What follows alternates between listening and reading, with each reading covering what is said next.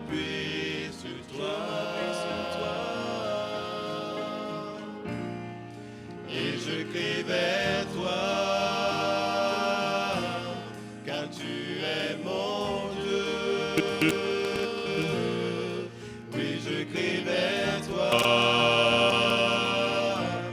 j'ai besoin de toi. Tu es ma porte au jour de la détresse. Et si je tombe, tu me relèves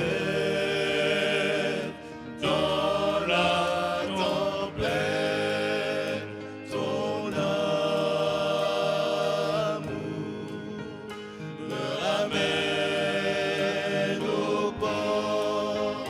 Tu es mon seul espoir, Seigneur. Tu es mon roc au jour de la détresse. Et si je tombe,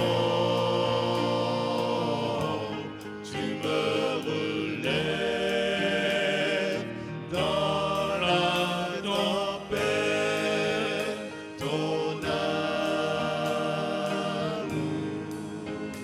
me ramène au port. Tu es mon seul espoir, Seigneur. Tu es mon seul espoir, Seigneur. Tu es mon seul espoir, Seigneur.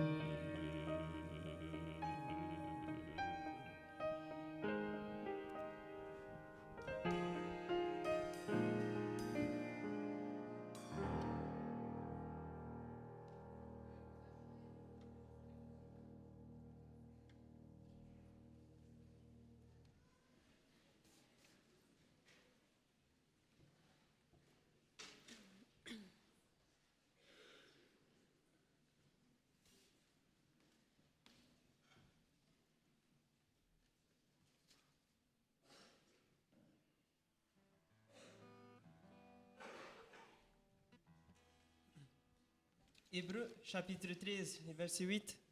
Jésus-Christ est le même hier, aujourd'hui et pour l'éternité. Je loue ton nom éternel.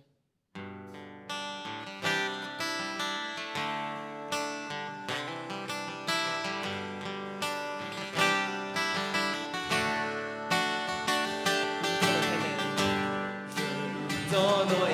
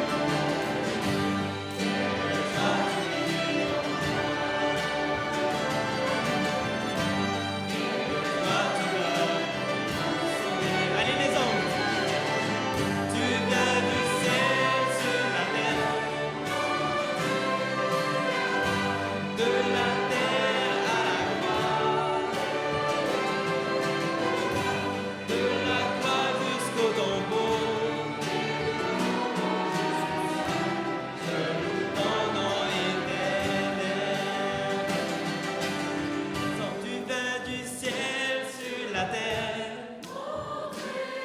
Allez-y. De la terre à la croix. De la croix jusqu'au tombeau. Je loue ton nom éternel. Je loue ton nom éternel. Je loue ton nom éternel.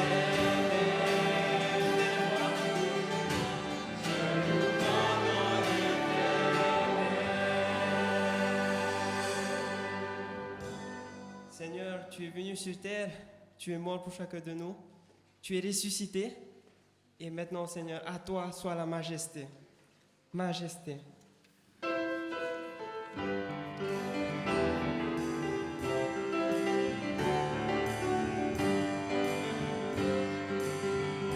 Majesté.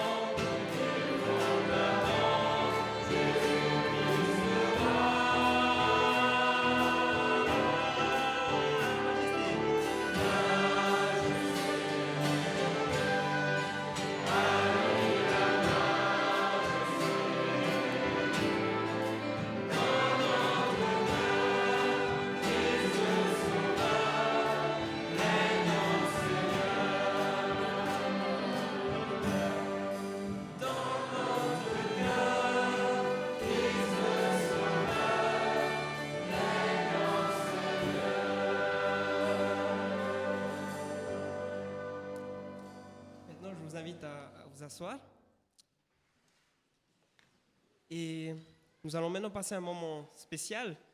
Je vous invite chacun de vous à vivre un temps de méditation, de prière sur un texte que nous allons lire tous ensemble. Voilà, un temps de méditation personnelle. Merci.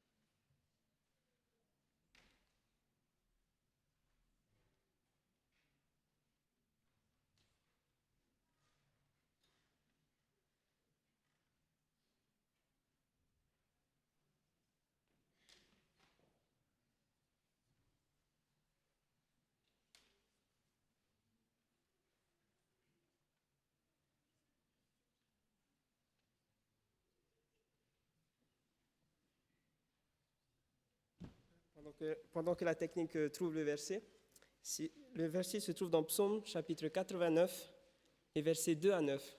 Pour ceux qui ont leur Bible, voilà, je vous invite à méditer sur ce texte pendant un moment. Merci. Psaume 89 et versets 2 à 9.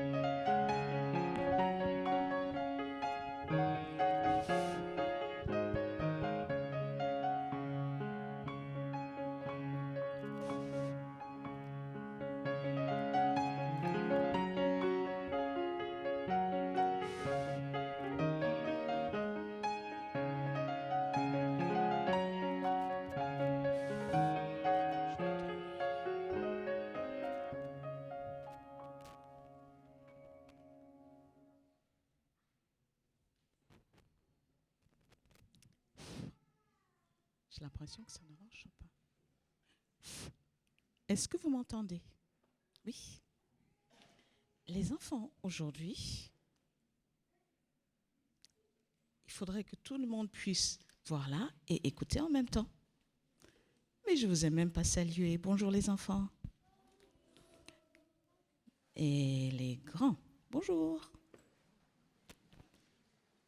Alors, normalement, quand je raconte une histoire pour les enfants, c'est une histoire vraie, quelque chose qui m'est arrivé, souvent des bêtises faites quand j'étais petite. Oui. Ou d'autres personnes. Mais aujourd'hui, c'est une parabole. C'est une histoire que j'ai imaginée, que j'ai dans ma tête pour essayer avec vous quelque chose de très important. Alors, je vais faire un petit peu différent aujourd'hui. Normalement, je prie à la fin de l'histoire. Mais aujourd'hui, je vais prier avec vous avant l'histoire. D'accord? On va parler avec Jésus. Seigneur Jésus, je voudrais tout d'abord te remercier pour tous ces beaux enfants qui sont là, prêts à écouter. Je te demande de bénir leur cœur, de les aider à entendre ton message, ce que toi tu veux leur dire à travers cette histoire. Mais je voudrais aussi dire une bénédiction très particulière pour 3 personnes qui m'ont beaucoup aidé à faire cette histoire. Ruben, qui est à côté de moi, Guido de la Meilleure et mon mari Claude. Bénis-les d'une façon très particulière. Amen.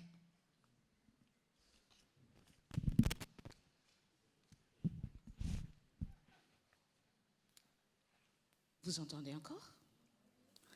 Ok. Moi, j'ai imaginé 2 anges en train de parler 9 mois avant la naissance de Jésus. Alors, il faut combien de temps pour qu'un bébé reste dans le ventre de sa maman avant qu'il ne naisse? 9 mois, donc c'est juste 9 mois avant. Alors, il y a 2 anges qui parlent.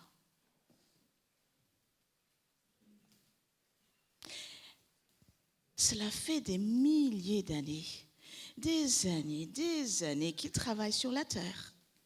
Ils essayent d'encourager les gens à croire en Dieu, à savoir que Dieu les aime, qu'il veut les changer pour qu'ils soient vraiment heureux. Écoutez ce que dit l'un des anges. Tous les jours, je vois de vilaines choses. Les maris qui sourient à l'église, mais qui tapent leur femme à la maison.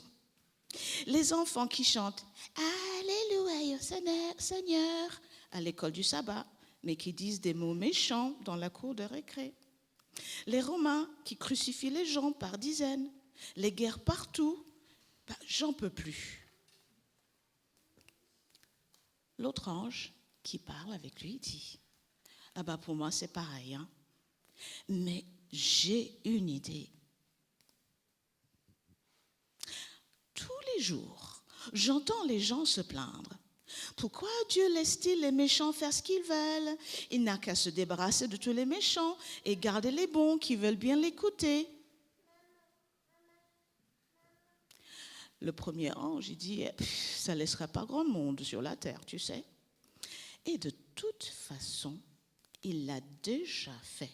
Regarde, j'ai gardé des photos sur ma tablette. Est-ce que vous vous rappelez de ces images? Quand est-ce que Dieu a dû détruire beaucoup de gens parce que, oui, le déluge avec Noé, et il en restait 8 personnes. Est-ce que ça allait mieux après? Alors, en plus, quelque temps après, on a vu qu'ils n'avaient rien compris de l'amour de Dieu. Parce que là, on voit, ils pensent qu'ils peuvent grimper au ciel tout seuls. C'est quelle tour, celle-là? Tour de Babel. Ils pensaient qu'ils pouvaient grimper. Vous pensez qu'on peut construire une tour assez haute pour aller jusqu'au ciel? Ah ben non. Non, ils n'ont rien compris. Alors l'autre ange, il dit, mais moi, j'ai une autre idée. Au lieu de les tuer tous ou presque, Dieu pourrait envoyer de terribles fléaux, des choses qui font mal comme une bonne fessée pour les faire réfléchir. Surtout les rois et d'autres leaders. Parce que quand les grands rois comprennent et commencent à voir que le péché, ça fait mal et que Dieu est bon, eh ben, les autres vont suivre.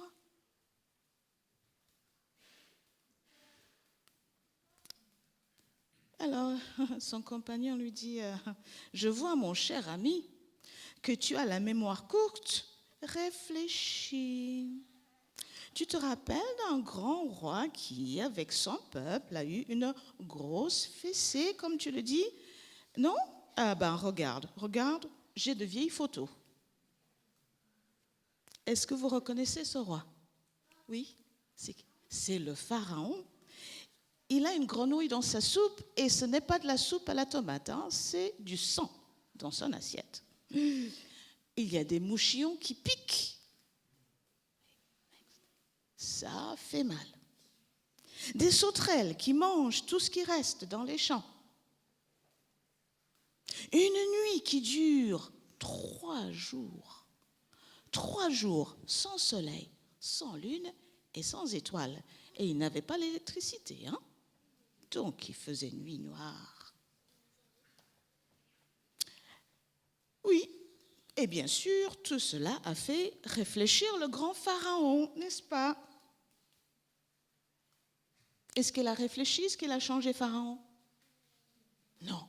Il a couru après les gens et il a fini dans la mer Rouge. Oui.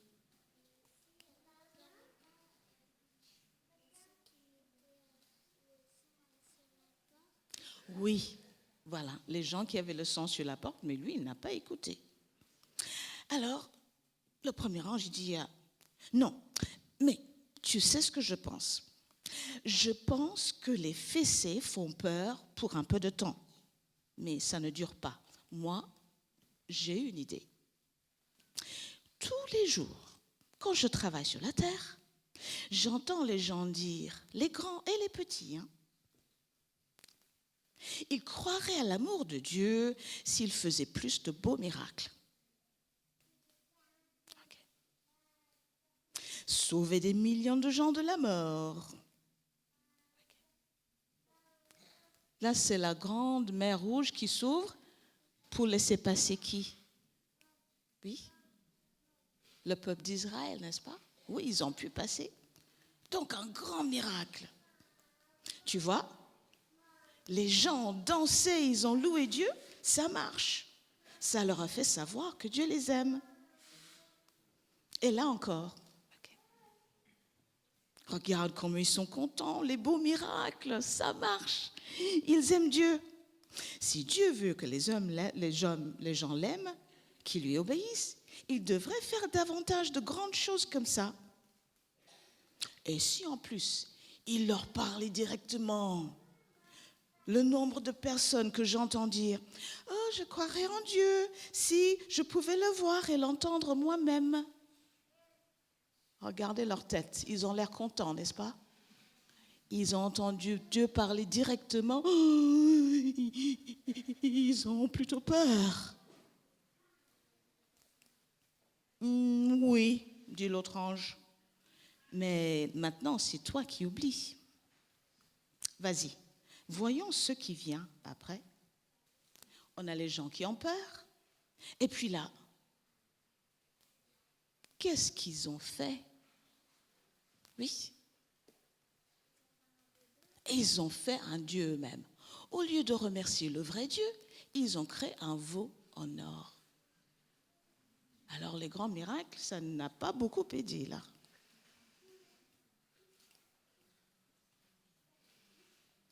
c'est vrai, c'est vrai.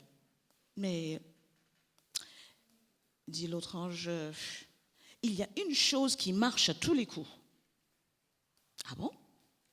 Qu'est-ce que c'est? Alors, c'est la beauté de la nature. Regardez, vous allez voir. Un poisson de couleur iridescente. Après, un bébé phoque, il est tout mignon. Un beau perroquet avec ses belles couleurs. Des fleurs de tournesol. Alors déjà, les fleurs de tournesol, c'est beau comme ça, hein? Mais regardez au centre, la prochaine fois que vous allez regarder la fleur, bien au milieu, c'est beau, n'est-ce pas? Après, on a ce qu'on appelle les fractales. C'est comme des formules mathématiques qui sont là, c'est très compliqué, des maths très compliquées, qui nous aident à comprendre comment tout est formé. Alors là, c'est un coquillage, mais les mêmes fractales, on peut les voir dans le ciel. Vous voyez, c'est la même forme. On dirait que c'est la même personne qui les a fait. Ah, dit son ange, l'autre ange, tu n'as pas regardé la chaîne prophétie millénaire. Eh bien, un jour, les gens sur la terre, ils vont regarder ces mêmes belles choses de la nature et dire que ça s'est fait tout seul, que personne ne l'a fait. La bonne blague, dit l'autre ange. Tu me vois rire, dit le premier. Ils vont même dire et croire qu'il n'y a pas de Dieu dans le ciel. Ah non. Alors, tu sais quoi? Dieu ne peut rien faire pour des gens comme ça. Il ne croit pas quand il fait des choses impressionnantes. Il ne croit pas quand il fait de bons miracles. Il ne croit pas, il ne croit pas, il ne croit pas. Et la nature, ça s'est fait tout seul. Alors là, je baisse les bras. Chut, dit l'autre ange. J'ai un message qui arrive sur ma tablette. Une nouvelle incroyable. C'est quoi le message? C'est un texto de l'ange Gabriel qui dit Dieu, il va lui-même à la terre. Oh, dit son compagnon, il va encore essayer le coup de la grande voix, rayon lézard et tremblement de terre. Non. Il va comme un grand roi dans sa splendeur, un grand guerrier. Non. Alors, quoi? Il y va comme un bébé, un petit bébé. Dieu, le grand créateur, va devenir un petit bébé qui gazouille.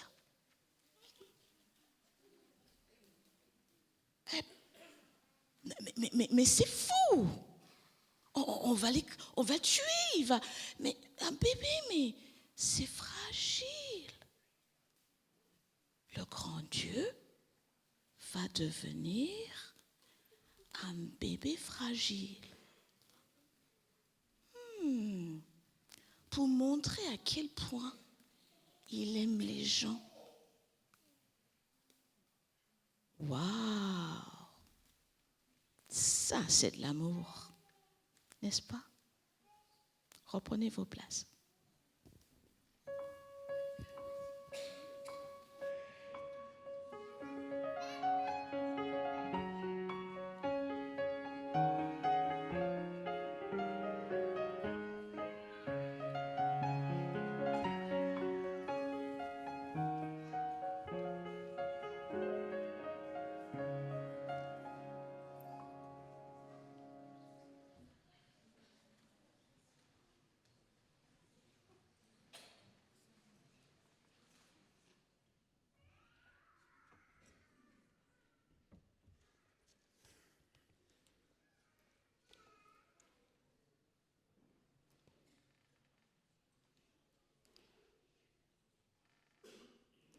Or, en ce temps-là, parut un décret de César Auguste pour faire recenser le monde entier. Ce premier recensement eut lieu à l'époque où Quirinius était gouverneur de Syrie. Tous allaient se faire recenser, chacun dans sa propre ville. Joseph aussi monta de la ville de Nazareth en Galilée à la ville de David qui s'appelle Bethléem en Judée, parce qu'il était de la famille de la descendance de David, pour se faire recenser avec Marie, son épouse, qui était enceinte. Or, pendant qu'ils étaient là, le jour où elle devait accoucher arriva. Elle accoucha de son fils premier-né et l'emmaillota et le déposa dans la mangeoire parce qu'il n'y avait pas de place pour eux dans la salle d'hôtes.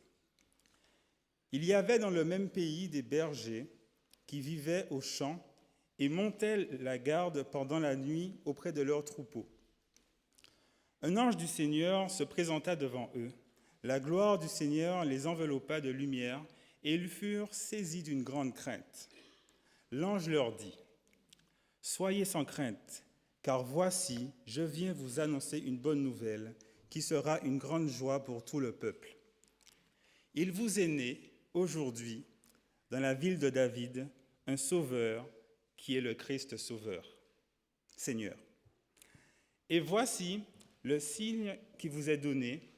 Vous trouverez un nouveau-né emmailloté et couché dans une mangeoire. » Tout à coup, il y eut avec l'ange l'armée céleste en masse qui chantait les louanges de Dieu et disait : « Gloire à Dieu au plus haut des cieux et sur la terre, paix pour ses bien-aimés. » Or, quand les anges les eurent quittés pour le ciel, les bergers se dirent entre eux : « Allons donc jusqu'à Bethléem et voyons ce qui est arrivé, ce que le Seigneur nous a fait connaître. » Ils y allèrent en hâte et trouvèrent Marie, Joseph et le premier-né couchés dans la mangeoire.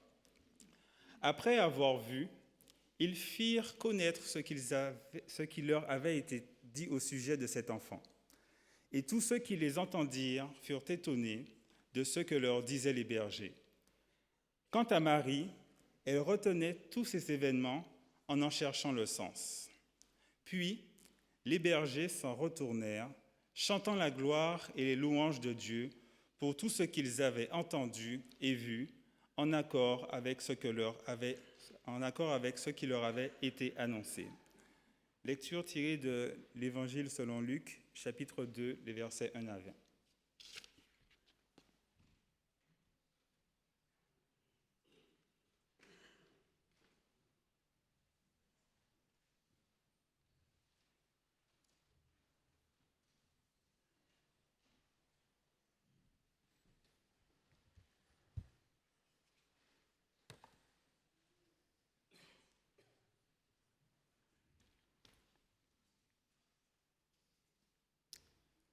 Livre des origines de Jésus-Christ, fils de David, fils d'Abraham. Je ne vais pas tout lire, cette généalogie du Noël selon saint Matthieu. Quelques extraits. Abraham engendra Isaac. Isaac engendra Jacob. Jacob engendra Judas et ses frères. Judas engendra Pharès et Zara de Tamar.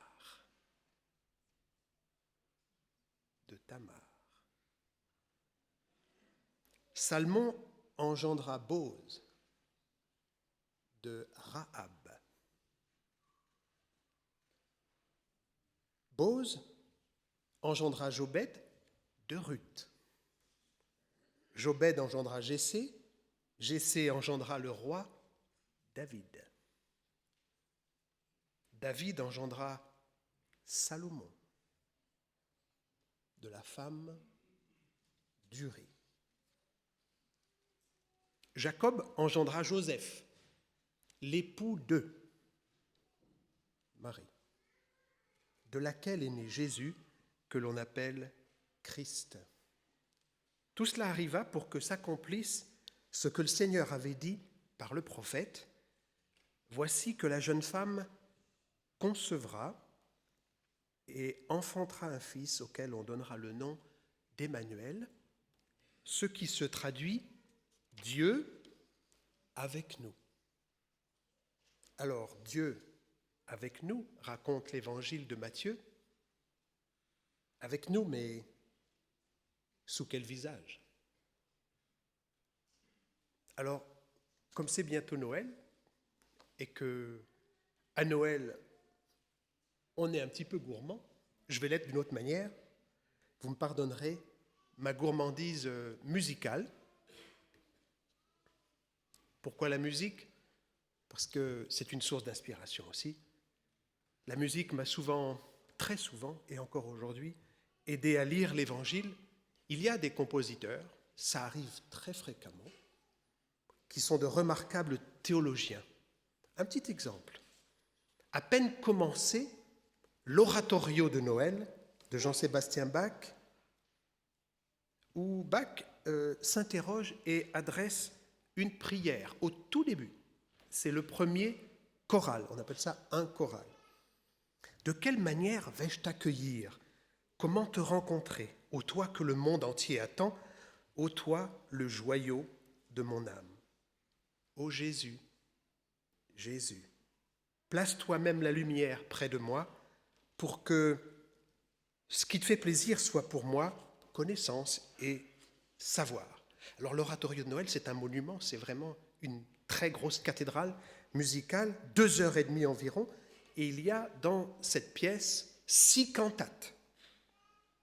Et Jean-Sébastien Bach alterne des instruments, de la musique purement instrumentale, des chœurs, des airs de solistes, des récits, avec les paroles de l'Évangile, et puis des chorales, on appelle ça des chorales, à ne pas confondre avec une chorale. Un choral, c'est un genre musical particulier, d'une écriture très simple, une petite mélodie que l'on entend à l'église le dimanche, dans le répertoire des chants, à laquelle le compositeur, lui, Bach comme d'autres, ajoute souvent, pas toujours, des voix, d'autres voix, dans un style donc très traditionnel de la liturgie luthérienne que Bach ne manque pas d'utiliser en abondance. Dans l'oratorio de Noël, il y en a 16 chorales, plus beaucoup de chœurs, enfin 16 chorales. Ce qui m'intéresse ce matin, c'est le tout premier. Alors il y a un monumental chœur, beaucoup de trompettes, timbales, enfin c'est fortement une musique jubilatoire, volontairement, délibérément festive, dynamique, j'ai oublié les hautbois aussi, voilà, qui accompagne le chœur pour exprimer une joie très très très intense. Ensuite suivent un récitatif ou deux, et puis immédiatement, ce que je vais très timidement jouer au piano là, un choral, dans un style, surtout dans ces 2h30, totalement inattendu, avec un ton subitement grave. Alors, un mélomane qui écoute l'oratorio de Noël pour la première fois pourrait s'imaginer être en train d'écouter une passion, une œuvre qui parle de la crucifixion. De manière très discrète, c'est la seule fois en 2h30 que Jean-Sébastien Bach fait ça, de manière très discrète mais très parlante. Il glisse une mélodie bien connue des auditeurs de l'époque, que Bach utilise très fréquemment dans la Passion selon saint Matthieu 5 fois. C'est une des clés de voûte de cette Passion qui dure près de 3 heures. Alors, je parle de Passion. Si un choral comme ça, c'est clair qu'il a parfaitement sa place dans une Passion, ça paraît étrange dans l'oratorio de Noël où tout est trompette, hautbois, timbales, festivité, alléluia. Dans une œuvre qui, depuis le début jusqu'à la fin, respire la joie de Noël. Juste une petite illustration de ce choral.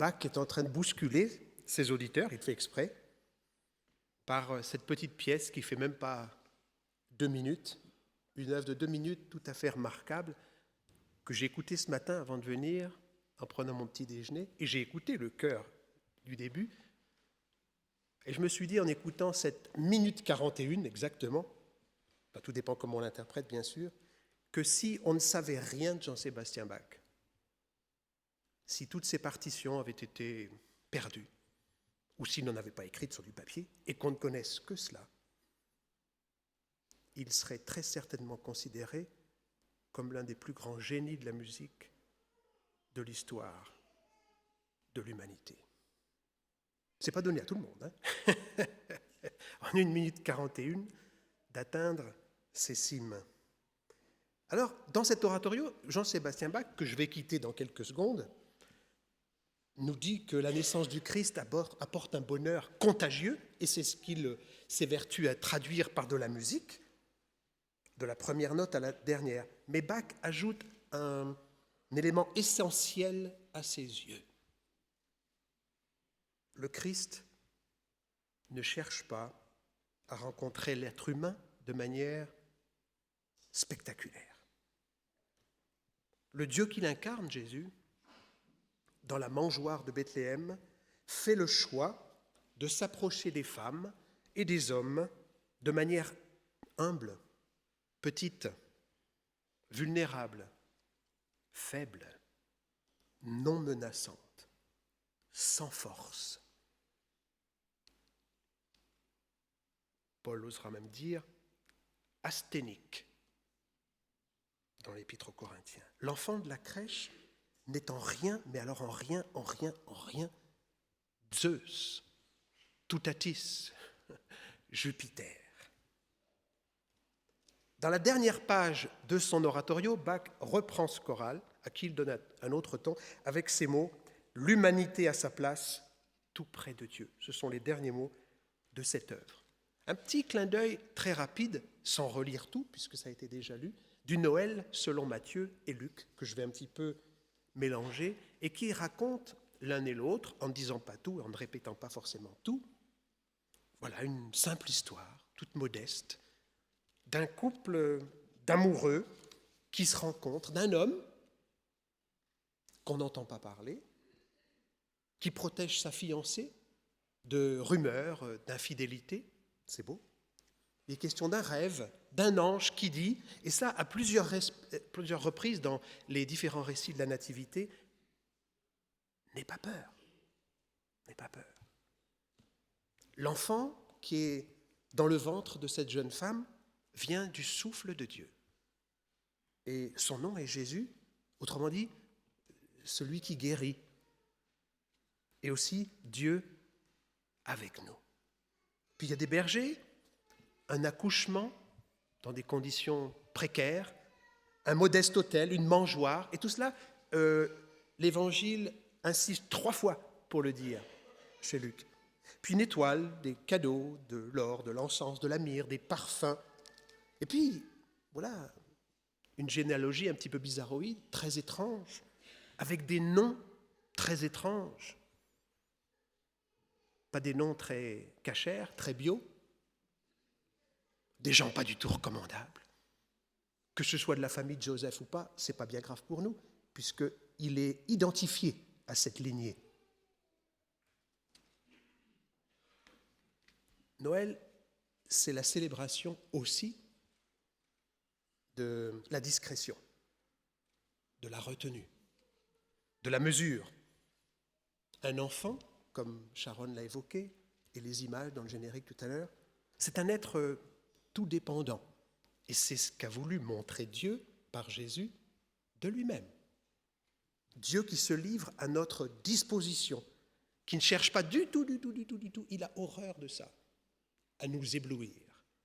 Et cette naissance, du moins les conditions dans lesquelles Jésus est né, nous apprend donc beaucoup sur Jésus, mais sur le Dieu qu'il est venu révéler. Tout spécialement, l'humilité, la douceur, ce refus de la puissance, ce refus de la force, ce refus du spectaculaire, du pouvoir, du gigantisme. l'image d'un Dieu qui s'approche de l'être humain pour le guérir, pour le sauver, mais en descendant vers l'être humain. Et c'est une naissance qui présage d'une toute autre humilité, de même nature bien sûr, qui a caractérisé toute la vie de Jésus du début jusqu'à la fin, mais qui va éclater dans sa mort. Et c'est ce que veut dire Jean-Sébastien Bach, là, parce que c'est un choral de la Passion, là bien sûr, qui rappelle à l'auditeur que le Jésus de la crèche, c'est le même. Un Dieu qui ne veut surtout pas nous subjuguer par son éclat. Alors, Matthieu et Luc, mais Jean aussi a son Noël, un peu différent dans l'Écriture, c'est sûr. À sa manière, son prologue, le tout début du premier chapitre, raconte aussi Noël. On nous parle d'une parole, la vie, la lumière, qui ne sont pas bien accueillis. Et à l'intérieur de ce récit, on comprend que cette parole, cette lumière, cette vie ne s'impose pas du tout. Elle se propose à l'homme. Un Dieu qui cherche à être désirable, mais qui ne s'impose pas. L'humble naissance de Jésus révèle une dimension aussi, par ailleurs, très insolite de la parole, puisqu'il est appelé comme ça. Une parole qui ne parle pas, justement. Ou plutôt qui parle autrement. Une parole qui ne peut pas vraiment parler, puisque c'est un petit bébé. Il faudra du temps pour que cette parole, chère en tout cas, C-H-A-I-R, puisse parler. Donc la naissance de Jésus est un événement fantastique à célébrer, et chaque année, on a de la joie à le faire, pas seulement pour les sapins, les guirlandes, et les cadeaux, et tout ce qu'on mange, ce qui est aussi vraiment très sympathique, mais très importante aussi à célébrer, parce que cette naissance de Jésus déconstruit une foule d'images de Dieu, une foule de représentations de Dieu. Alors que dans l'Antiquité païenne, les païens laissaient toujours Dieu au ciel, on ne le rejoignait qu'après la mort. Ici, Dieu vient nous rejoindre et habiter, planter sa tente au milieu de nous. Le lien de l'homme à Dieu est complètement renversé. Dieu descend vers l'homme, il vient habiter. Alors, en quoi est-ce que nous sommes concernés par cela, nous ? Noël, c'est donc l'humilité de Dieu qui caractérise toute la vie de Jésus, encore plus sur la croix, pour nous dire de quelle manière Dieu aime venir vers l'humanité. Pas du tout en dominateur, pas du tout en chef, pas du tout en conquérant, mais par bienveillance. Et la pauvreté de cette naissance est en harmonie avec la passion. C'est la révélation d'un Dieu qui ne vient pas forcer l'homme à avoir la foi, qui ne vient pas forcer l'homme à le reconnaître, et surtout pas dans la trouille.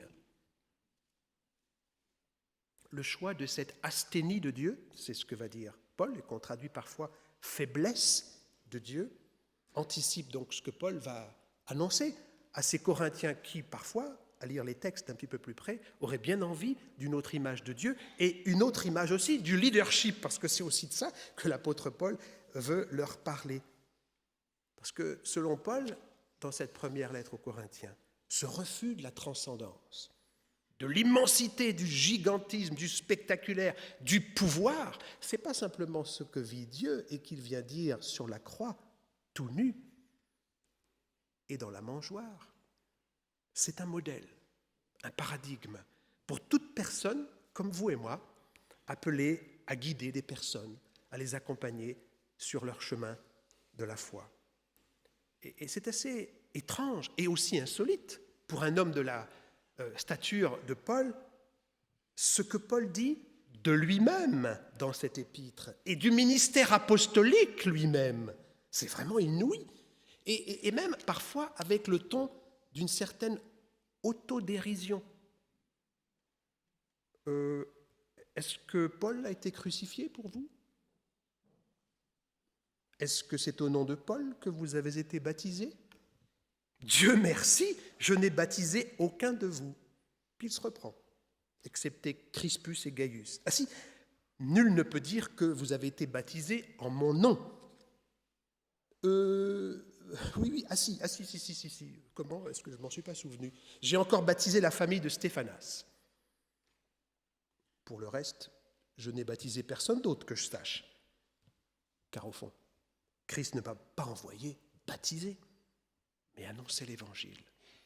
Surprenant, cette description sublime de la fonction apostolique, du ministère. C'est fou. Et c'est même lui qui le dit que c'est fou. Paul est en train ici de désacraliser la fonction de ceux et celles, à l'époque, ceux qui ont la charge de conduire la communauté chrétienne. L'expérience de la croix est pour lui le modèle, le paradigme de sa vision du service.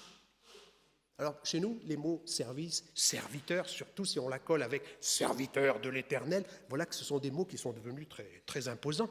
Hein? C'était des esclaves, des serviteurs. Si un jour vous êtes dans une ville et que quelqu'un vient à vous cirer les chaussures, ou à vous servir un petit peu de pain à table, ou à passer l'aspirateur, après que vous aurez fait beaucoup de miettes, et à faire la plonge, c'est le modèle du serviteur pour lui, le modèle de l'apôtre, le modèle du chrétien qui rencontre les autres pour leur parler du Seigneur. Dieu fait le choix non d'une transcendance spectaculaire, mais d'une faiblesse qui ne peut absolument pas cautionner, inspirer un leadership chrétien de pouvoir, de contrôle. Au contraire, Jean-Sébastien Bach a bien raison. Plus près de nous, bien que Jean-Sébastien Bach est un frère et un voisin, germain, Matthias Grunewald, que je vous invite à admirer son retable, vous savez, ce panneau magnifique avec ses peintures que vous pouvez admirer au musée d'Unterlinden de Colmar, dans sa restauration en plus, originale, qui peint la fragilité de Jésus, du bébé Jésus, et bien sûr qui parle de la croix, de quantité de choses de l'Évangile. Et il va peindre l'enfant, la maman, un enfant ébouriffé, comme ça, là, vraiment pas spectaculaire, et il peint même son environnement, jusqu'au tissu sur lequel repose ce petit bébé Jésus, mais un tissu qui n'a rien de clean. Ce n'est pas le tissu qui sort du magasin, il est miteux, troué, peut-être même qu'il pue, mais ça on ne le sait pas puisque c'est une peinture. Déchiré, et un tissu curieusement qui ressemble étonnamment au linceul qui enveloppe le milieu du corps de Jésus sur la croix qui n'est pas loin sur le retable de Grunewald. La nativité qui fait écho à la crucifixion. Alors cette descente de Dieu est offusquante pour les rois, pour les empereurs, pour tous ceux qui dirigent et qui aiment voir les dieux suffisamment lointains pour se sentir à l'abri de toute compétition, hein, leur pouvoir à l'abri de tout partage et leur injustice surtout à l'abri de tout jugement. Mais cette descente de Dieu, elle déconcerte aussi les religieux qui aiment voir les dieux suffisamment autoritaires, puissants, intimidants pour contrôler le peuple par des codes, des règlements, des dogmes. Au lieu de quoi, l'Évangile montre Dieu se laissant mettre au monde dans le corps d'une jeune femme et qui nous dit « Voici qui je suis ».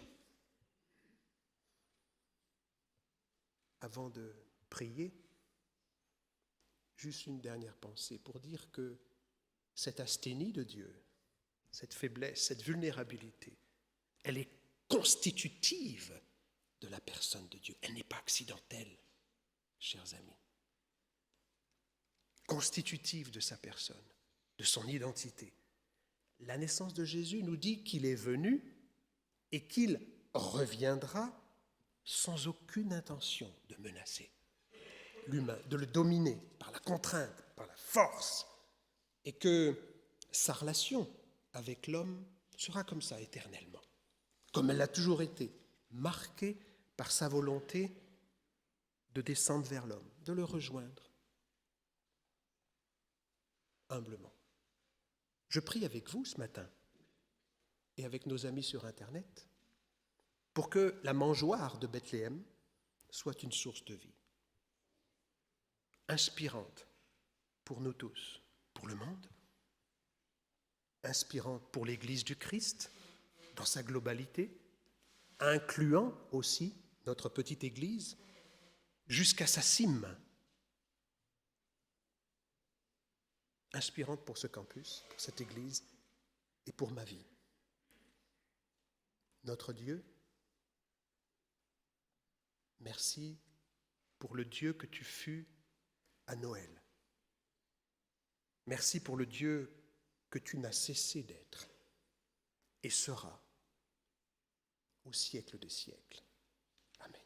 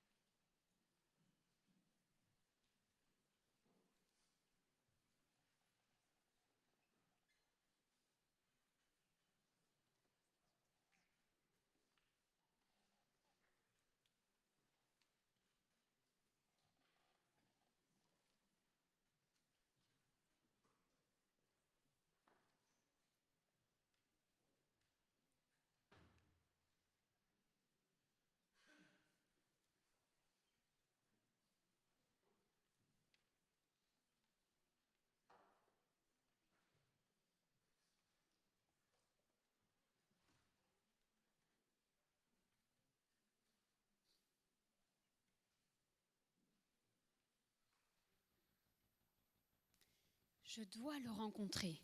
Ce sera tout ou rien, mais j'ai besoin de le rencontrer.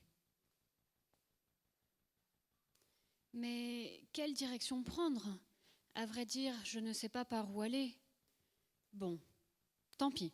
Je prends cette direction et je verrai bien. Dans le fond, une seule chose m'importe. Je veux rencontrer Dieu. Je respire profondément pour prendre courage et aller de l'avant. Je laisse tellement de choses derrière moi. Mais ce n'est pas grave. Je suis bien décidée et heureuse à l'idée de rencontrer Dieu. Je vais enfin le connaître. Après quelques heures de marche, je fais une pause pour me reposer et reprendre des forces. Mon sac à dos commence à me faire terriblement mal. Et mes pieds. Je suis loin de la maison maintenant. Elle me manque. Est-ce que je vais vraiment rencontrer Dieu ? Et si je n'y arrivais pas ? Est-ce que ce n'est pas mieux de rentrer chez moi ? C'est que, au final, je ne suis pas si loin finalement. Je suis tellement préoccupée et confuse que je ne remarque même pas le jardinier qui est devant moi. Je l'observe un petit moment, puis, hésitante, je me lève et m'avance vers lui. Allez, vas-y, quoi, ne sois pas timide. Demande-lui, on ne sait jamais. Excuse-moi, pardon. Est-ce que tu sais comment je peux rencontrer Dieu ? Il me regarde et me répond d'un signe de la tête. Oui ? C'est vrai ? Ne perdant pas un instant, je lui demande. Tu connais Dieu alors ? Tu le connais vraiment ? Comment dois-je faire pour le rencontrer ? Je voudrais tellement le connaître moi aussi. Il me dit. Regarde tout autour de toi. Que vois-tu ? Émerveille-toi. Regarde la mer au loin. Écoute les oiseaux chanter. Observe ces magnifiques fleurs. Je suis tellement concentrée à faire tout ce qu'il me dit, attendant patiemment qu'il me dise enfin comment rencontrer Dieu, que je ne le vois pas partir. Mais où es-tu passé ? Attends, tu ne m'as pas dit comment je pouvais le rencontrer. Comment je vais faire maintenant ? C'est alors que je sens cette douce brise caresser mon visage. C'est si agréable. Je regarde une dernière fois autour de moi à la recherche du jardinier, puis je continue mon chemin. C'est incroyable, C'est comme si mes yeux s'étaient ouverts tout d'un coup. Je commence à apprécier ce monde qui m'entoure. Le parfum des fleurs, le chant des oiseaux, le bruit des vagues. Il y a encore quelques minutes, c'était tant de petits détails que je ne remarquais même plus. Je m'arrête un instant. J'ai dans mon cœur ce désir profond de remercier Dieu pour chaque élément de sa création qui témoigne de son amour et de sa présence dans ma vie, là, maintenant, tout de suite. Mon Dieu, cela nous paraît souvent si banal, ou normal peut-être, mais je veux te dire merci de te manifester au travers de la nature dans ma vie. Je souhaite tellement le rencontrer. Mais pour cela, je devrais reprendre la route avant qu'il ne soit trop tard. C'est que j'aimerais pouvoir lui parler aujourd'hui. Mais au fait, quelle heure est-il ? Il est déjà 15 heures. C'est que tant d'aventures, ça creuse. Je décide de profiter de cet instant d'émerveillement pour faire une pause et pour déballer mon pique-nique. Quel régal! Mais j'ai à peine le temps de croquer dans mon sandwich que quelque chose retient mon attention. Je ne sais pas, c'est comme si j'entendais un enfant chanter au loin. C'est bizarre, non ? Qu'est-ce qu'un enfant ferait là, perdu au beau milieu de la nature ? Je me lève et décide d'aller voir d'où provient cette jolie voix. Ah, ça y est, j'aperçois une petite fille. Oh, elle est toute mignonne. Mais qu'est-ce qu'elle fait ici, toute seule ? Coucou ma puce, comment tu t'appelles ? Je m'appelle Clémentine. Tu t'es perdue ? Non, pas du tout. Ma maison est juste en haut de la colline. Et vous, madame, vous vous êtes perdue ? On peut dire ça comme ça. Tu ne pourras sûrement pas m'aider, mais je cherche Dieu. Je suis partie ce matin de chez moi et je ne rentrerai pas tant que je ne l'aurai pas rencontré. Tu sais, moi, ma maman, elle m'a montré où il est, Dieu. Si tu veux, je peux t'y amener. Comment ça ? Tu sais où il est ? Oui. Je n'en crois pas mes oreilles. Cette petite fille aurait-elle vraiment rencontré Dieu ? Je reste un peu perplexe, mais j'ai à peine le temps de m'évader dans mes pensées que je sens sa petite main se glisser dans la mienne et me tirer de toutes ses forces vers l'avant. Viens avec moi, je vais te montrer où il est, Dieu. Je me laisse embarquer, animée de curiosité et de foi. Sa petite voix et sa poigne témoignent d'une telle conviction. Elle l'a rencontré, j'en suis sûre maintenant. Mon cœur s'emballe. Et si j'étais sur le point de rencontrer Dieu, pour de vrai ? 1000 questions me viennent à l'esprit. C'est que, au final, à quoi ressemble-t-il en vrai ? Stop, arrête de t'égarer dans tes pensées. Ça ne sert à rien d'avoir peur. C'est bien pour cela que tu as quitté la maison ce matin, non ? Laisse ton cœur se remplir de paix. Tu vas enfin le rencontrer et une chose est sûre, si toi tu ne le reconnais pas, lui, il te reconnaîtra. Mais c'est alors que Clémentine s'arrête net et de sa petite voix, elle me dit « Voilà, il est là. Maman dit que l'amour de Dieu, c'est cette croix, que c'est la plus belle preuve d'amour du monde. Je ne comprends pas toujours tout, mais je sais que quelqu'un a beaucoup souffert sur cette croix. Maman dit que c'était le Fils de Dieu, le seul qu'il est. Elle dit aussi qu'il est venu mourir à notre place pour nous donner la vie éternelle. Et tu sais, depuis ce jour, Dieu, il est en chacun de nous si on lui dit que c'est ce qu'on veut. Clémentine, rentre à la maison s'il te plaît, il se fait tard, dépêche-toi.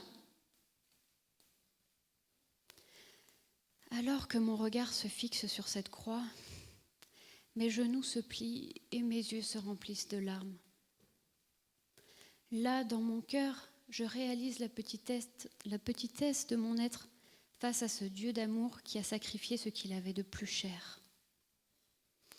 Au travers du flou de mes larmes, j'aperçois une bouteille coincée dans les rochers. Ce qui retient mon attention, c'est une feuille de papier enroulée à l'intérieur. J'essuie mes larmes et, curieuse, je la déroule. J'y découvre ce message. Mon enfant, de tout temps je me suis révélé aux hommes.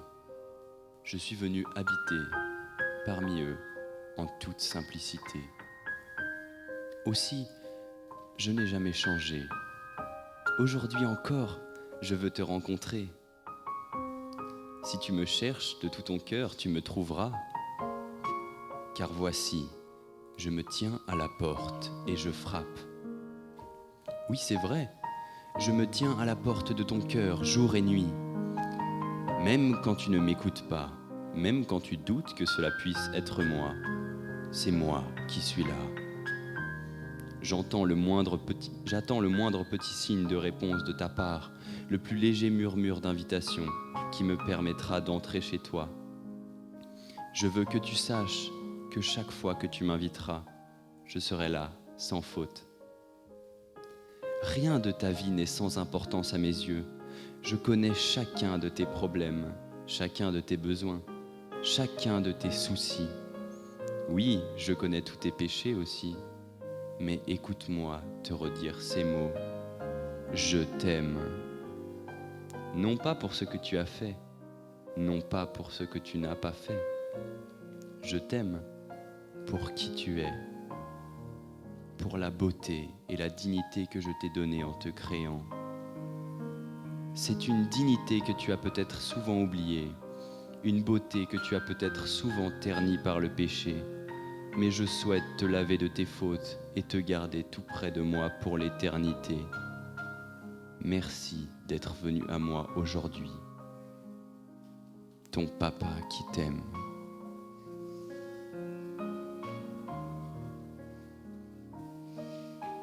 J'ai alors serré fort cette lettre d'amour contre mon cœur.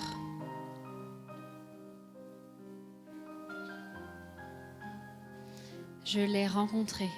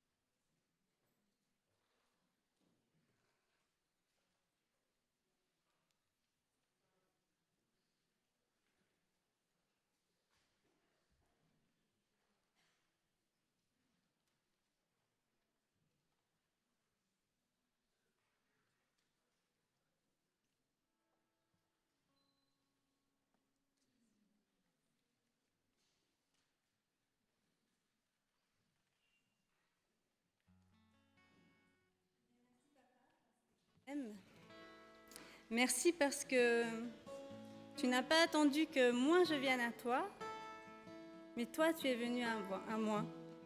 Avant même que j'en ressente le besoin, tu es venu toi-même me chercher. Merci d'avoir frappé à la porte de mon cœur et merci Seigneur de m'avoir donné cette occasion de répondre à ton appel.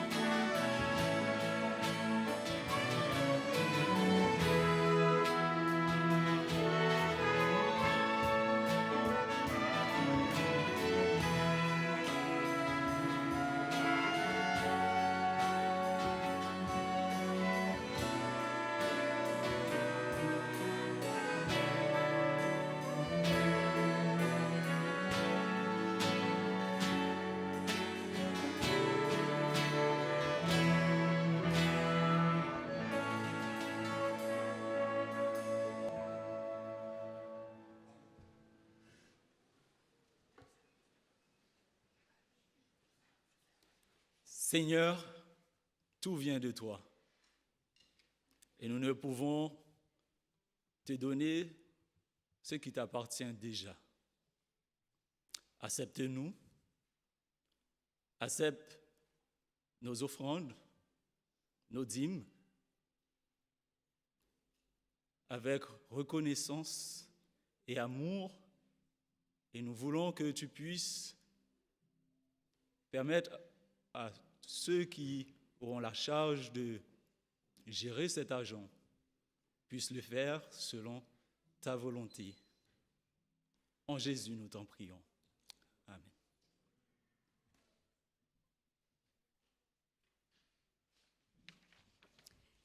Eh bien, nous pouvons nous réjouir ce matin, nous réjouir dans notre Dieu pour sa venue au milieu de nous, pour son amour et sa bonté.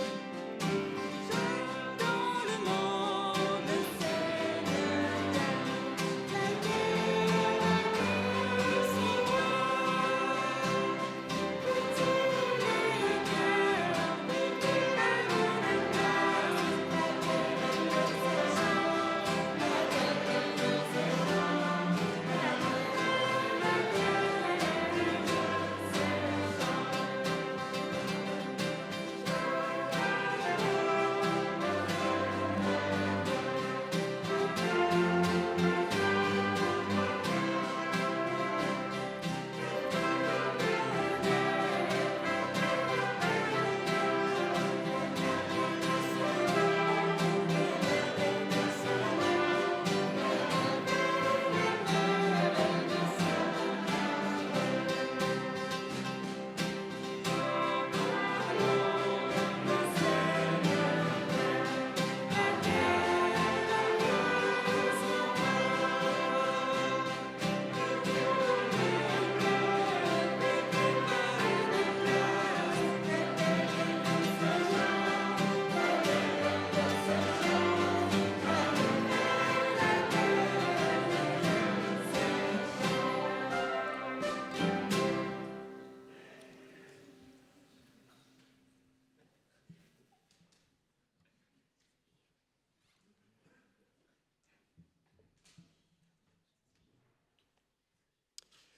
Oui, joie dans le monde, le Seigneur vient. Mais aussi joie pour tous ceux qui ont eu confiance en lui.